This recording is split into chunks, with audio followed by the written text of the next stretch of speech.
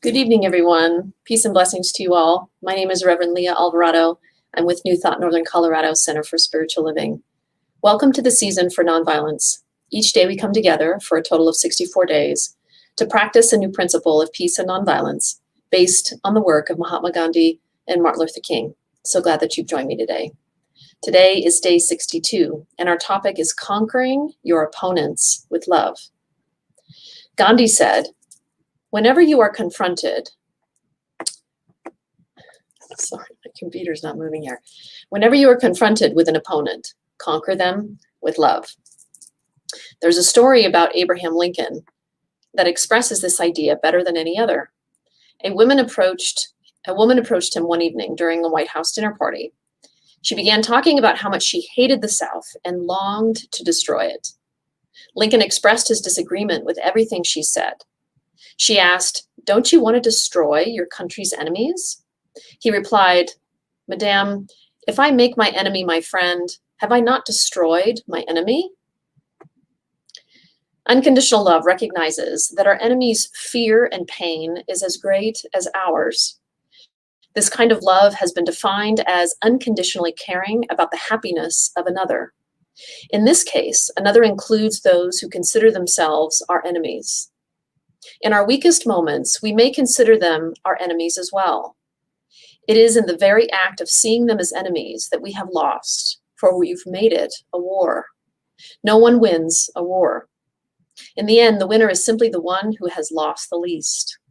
When we find the strength to unconditionally love them and care about their happiness as much as our own, we can begin to see their suffering as well as our own suffering. In doing so, we can find solutions to conflicts previously unseen. An aide to Eleanor Roosevelt once said of her, "She got even with her enemies in the cruelest way possible. She forgave them." Are there those who truly cannot respond with love? Yes. There will be those among our opponents who are truly incapable of responding with love. Most of us err, however, when we demonize our opponents and lump the pathologically unloving with the vast majority of those who act from fear. When we love that majority, even in the face of the violence and hatred, we force them to confront the truth that their actions make them everything they claim to hate and violate the very values they claim to represent. But neither Eleanor Roosevelt nor Gandhi loved as a means of revenge. They loved as a path to nonviolence and the victory of healing that always comes from nonviolence and from no other source. So our first question today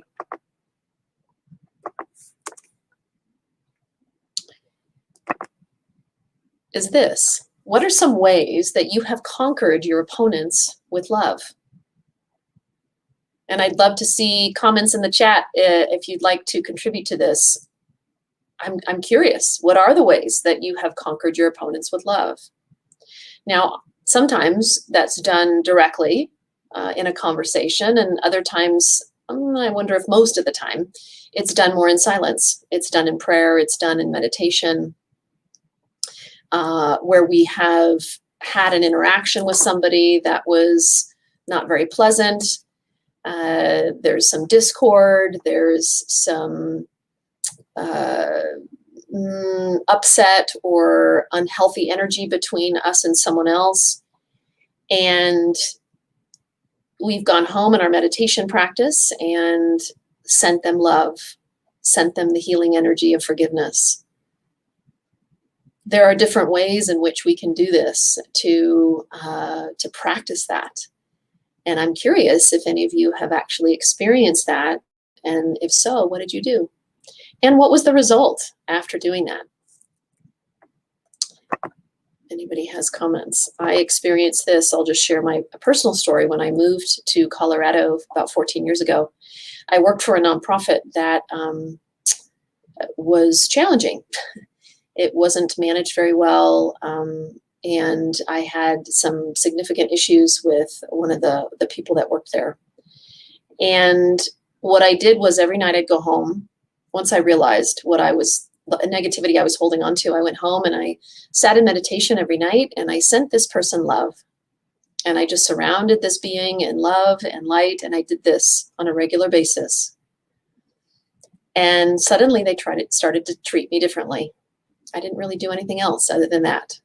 And it shifted my way of being. It shifted my interactions with this person. It shifted my state of mind. It brought peace into my heart. And this person started to treat me differently. So I definitely conquered my opponent with love by doing the exercises I did every night at home.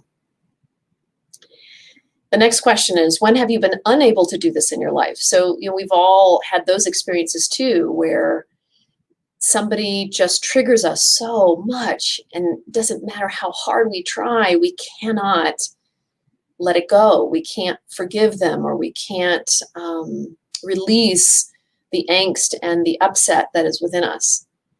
And so therefore, we definitely can't conquer them with love. So I'm curious if any of you have experienced that too, and what that was like. Yeah, that's harder. And sometimes it takes some practice over time to be able to get to that point where you can conquer anyone with love, no matter what they're presenting to you, no matter what they are showing to you. Because ultimately, what's underneath whatever they're expressing, whatever negativity is coming from them, and we've talked about this before, is fear. Fear is underneath all of that. Or in another way of saying it, there's a need that maybe they're afraid of not getting, or they're not getting, and they're not even maybe aware of what that need is. And we can have compassion for them once we can recognize that underneath everything that they're expressing is fear and an unmet need.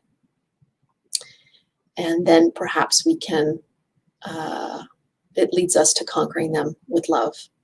And what a beautiful gift to give to people, whether we know them or not, recognizing that they're on a journey, we're on a journey, we've crossed paths in some way as a way to help each other, to assist each other, to teach each other, to help each of us evolve as souls. And what a gift it is to be able to conquer them with love. Because ultimately that's what all of us want, is to be loved. Every single one of us. So let's say our affirmative practice today together.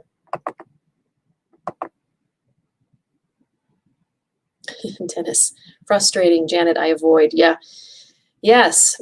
Those individuals that are just so hard to interact with and be with and talk to. Some of them are in our own families. Yes.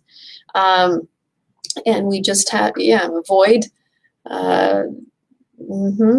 Yes. And, but what if we were willing to do something different, rather than avoiding, rather than leaving in a huff, and instead of that, we conquer them with love? What would that look like? What would that feel like? How would you approach them differently? I had a healer years ago said that when he had an interaction with somebody that was really hard and they were not engaging in a positive way with each other, he would imagine sitting facing that person, and he would imagine the two hearts, so the physical heart of each person, merging together. And as soon as he did that, he could no longer have any negative feelings toward this person, because he could recognize the oneness of he and the other person. I thought that was beautiful. So there's many things that we can do in our own time, in our own stillness, in our meditations, and in our prayer time. And yes, I understand there are some people that are much harder to do this work with. But they don't have to know. They don't have to know the struggle. They don't have to know what we're doing. On some level, they get it. On some level, they do. Absolutely. But we can do it for our own growth, for our own expansion, for our own heart and soul support and love for ourselves, because that's truly a gift that we give to ourselves, not just to them. Yeah. So let's say our affirmative practice today together. I will meditate on what it means to conquer my opponents with love. What does that mean? What does that mean to you? So tuning into yourself and really checking in on what that means. Today, I will open my heart and choose to be unconditionally loving to all.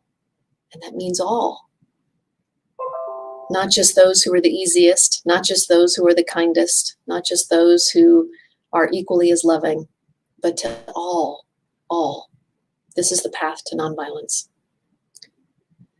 So let's just close our eyes if you're comfortable and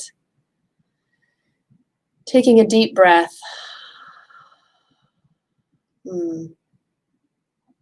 We are winding our time down here. Today is 62, tomorrow 63, and our time together will end on Saturday. Such a wonderful journey this has been. Focusing on our growth and our healing and our expansion. All of this is intended to support each one of us on this journey of creating more peace and nonviolence within ourselves, within our communities, and within the world.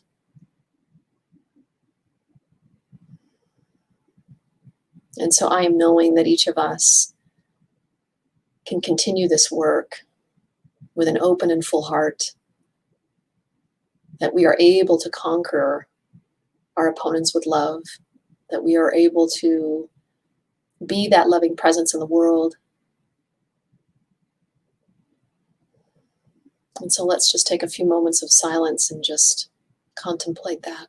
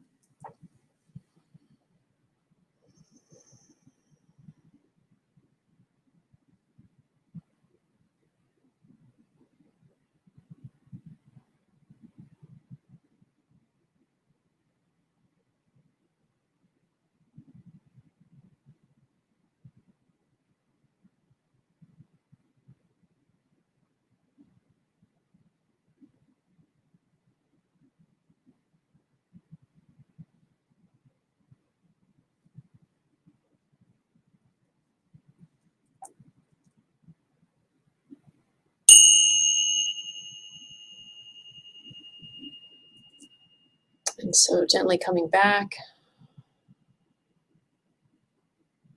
taking a deep breath. And let's all choose. Let's all just powerfully choose right here, right now, to agree to conquer our opponents with love, to be that loving presence. What a wonderful and an extraordinary world it would be if we walked through the world and did that. If we did that, imagine the impact that we could make. I can feel that and see that. Can you? Yeah. Thank you for joining me this evening. I look forward to being with you again tomorrow for day 63, and our topic is bringing and committing to bringing nonviolence into a way of life. That's our topic for tomorrow. So I wish you a blessed evening, and may the energy of the words spoken today continue to bless you and be a healing to your life.